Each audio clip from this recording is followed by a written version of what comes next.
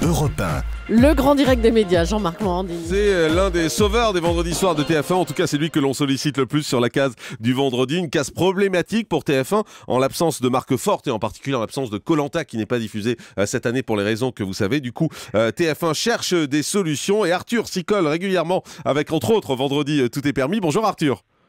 Oh, c'est beau, je suis ému. J'espère. Merci d'être C'est magnifique. Merci d'être en direct avec nous sur TF1. Salut. C'est vrai que c'est une case compliquée, celle du vendredi, hein, on le voit, et TF1 souffre un peu en particulier avec la concurrence des séries d'M6. On a le sentiment qu'avec Vendredi Tout est permis et du pur divertissement, vous avez sans doute trouvé une solution. Je sais pas, moi vous savez, ça fait plus de 20 ans que je suis le vendredi soir. Et donc, j'ai vu la concurrence arriver, notamment des séries sur M6. Mais je crois que ce qui fonctionne avec Vendredi Tout est permis, en France comme dans le monde entier, c'est que l'actualité est un peu anxiogène. Qui plus est aujourd'hui, je vous écoutais tout à l'heure avec votre correspondant en Ukraine, et que c'est une émission où on ne fait que se marrer, il n'y a pas d'élimination, il n'y a pas de critique, et c'est juste, il n'y a rien à gagner, il n'y a pas de promo. C'est juste des artistes qui viennent s'amuser. Je crois que cette envie de se changer les idées est de plus en plus forte. Alors c'est vrai que le vendredi soir c'est bien parce que le samedi les gens ne travaillent pas. Donc je crois que c'est une bonne case, même si ce soir ça va être dur, il y a du rugby. Oui, il y a du rugby en plus, c'est ça. Il y a du rugby sur France 2 avec le tournoi des 6 nations, France-Pays de Galles. Comment vous définissez finalement une émission qui passe en prime et une qui passe en deuxième partie de soirée? Parce que Vendredi Tout est permis en fait fait les deux. Qu'est-ce qui fait qu'une émission est plus forte pour passer en prime?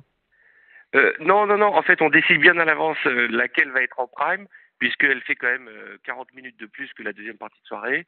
Et c'est vrai qu'en deuxième partie de soirée, on a plutôt une case un peu laboratoire où on essaie des nouveaux visages. Et en prime time, on essaye de mettre vraiment des personnalités qui sont déjà des stars. Et parce qu'on peut pas mettre des totales inconnus à 20h50. Ouais. Puis on essaye d'améliorer avec des nouvelles épreuves. On a un peu plus de moyens en prime time, donc c'est un peu plus riche. Il y a parfois un orchestre, il y a plein de. Ce soir, par exemple, il y a 4 ou 5 nouvelles épreuves qu'on a pu développer parce que nous sommes en prime time. Et la différence. C'est génial l'émission de ce soir. Ouais. Par contre, c'est à peu près le même décor, un peu plus grand, un peu plus vaste, il y a un peu plus de monde dans le public, mais il n'y a pas de réelle différence. C'est comme qui veut gagner des millions quand ils étaient en access et quand ils sont en prime time. C'est le même esprit, on va dire un peu plus first class. Ça veut rien dire, mais j'aime bien.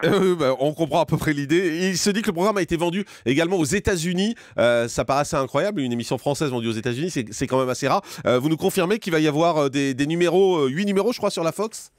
Alors, je veux vous dire deux choses. C'est que ça a été vendu dans plus de 20 pays aujourd'hui et qu'aux États-Unis, le tournage aura lieu la semaine prochaine où je vais assister et travailler avec les équipes. Ce sera sur la Fox et le titre, ça s'appelle, je sais pas comment ça s'appelle, Tuesday Night Riot. C'est-à-dire les fêtes du mardi soir. Voilà. C'est une vraie fierté pour vous, je suppose, d'arriver à vendre comme ça un programme aux États-Unis. Bah écoutez, tant que je suis pas là-bas, j'y crois toujours pas. Je crois que je suis le premier Français à avoir fait ça. Sur la chaîne Fox, c'est une des plus grandes chaînes des États-Unis. On va succéder avec Prime à American Idol. C'est un truc de dingue. J'arrive toujours pas à le croire et pourtant ça vient de France. J'attends toujours un mot de Arnaud Montebourg, mais ça vient de France.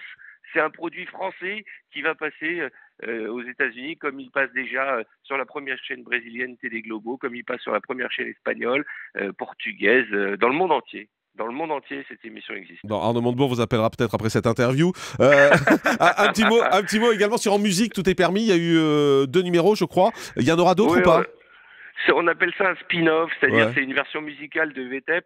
Mais en fait, on s'est aperçu qu'il y avait que 4-5 épreuves très fortes. Et puis alors, on se les réserve pour Vendredi Tout est permis en prime time, justement. Donc, je suis pas certain qu'il y en ait d'autres. Il y a un projet de spectacle envisagé également autour de ça? Il y a une tournée sur laquelle on travaille avec différents producteurs pour amener Vendredi Tout est permis dans des zéniths. C'est ça. Il y a juste des problèmes techniques à gérer parce qu'on a un décor qui pèse des dizaines de tonnes et qu'on n'est pas de donner l'idée. Malheureusement. Ouais, effectivement. Mais on bosse dessus, ce sera prévu, je pense, j'espère, peut-être pour cet été. Il y aura une tournée d'été, on travaille dessus. Et ce soir avec Arthur continue également sur TF1? Ce soir avec Arthur, on devrait revenir, mais alors je sais pas quand. Je peux vous dire qu'on en a très envie, mais on est un peu sous l'eau là en ce moment. Moi, j'ai fait une armée de prime cette année, plus une armée de deuxième partie de soirée. Donc, je voudrais faire attention à pas trop me surexposer. Donc, je suis plutôt vigilant. Vous me connaissez, Jean-Marc, donc je fais attention. Un petit mot rapide en tant que producteur cette fois, puisque vous allez produire Canapé Quiz qui arrive lundi à 19h45 sur TMC. Est-ce que c'est un dérivé de Vendredi Tout est permis?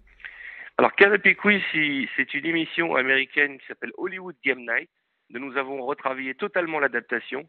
et qui va être une jolie surprise en termes de programme, puisqu'on y a découvert un animateur, alors là vraiment, et Dieu sait si je sais de quoi je parle, un jeune homme qui s'appelle Arnaud de Samer, qui est extraordinaire, on dirait qu'il a fait ça toute sa vie.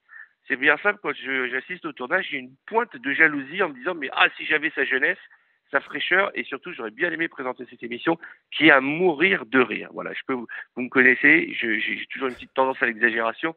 Divisé par deux tout ce que je dis, et vous aurez une émission formidable. Mais on n'est pas dans la guerre des accès, nous on est là pour s'amuser. Voilà, c'est un petit laboratoire sympathique, mais vous n'êtes pas à l'abri d'une bonne surprise avec ce programme. Eh ben on verra ça. Arnaud de Samer sera d'ailleurs en direct avec nous lundi pour nous en parler. Merci Arthur d'avoir été avec nous sur Europe 1. Merci. Le grand direct des médias, Jean-Marc Morandini.